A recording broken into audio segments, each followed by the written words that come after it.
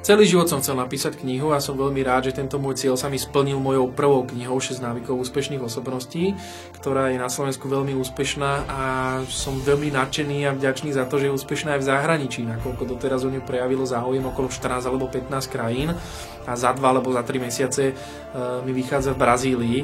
Takže by som bol veľmi rád, keby moja nová kniha 3 kroky k pokojnému životu bola minimálne tak úspešná ako 6 návykov úspešných osobností, ak nie viac.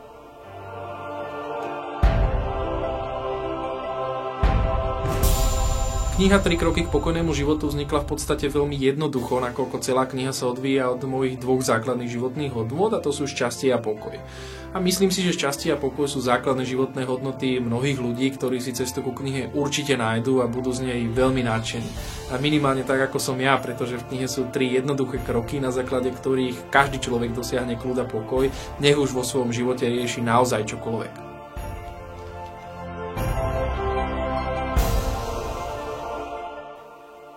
Žil som veľmi hektickým životom a cítil som obrovskú potrebu žiť kľudný a pokojný život, ale nevedel som ako. Až neskôr som pochopil, že kľúčom je situáciu nech už je akákoľvek prijať, potom sa rozhodnúť, ako s ňou naložím a na základe tohoto rozhodnutia konať. A keď človek dokonale zvládne tieto 3 kroky, je na najlepšej ceste k tomu, aby žil kľudný a pokojný život.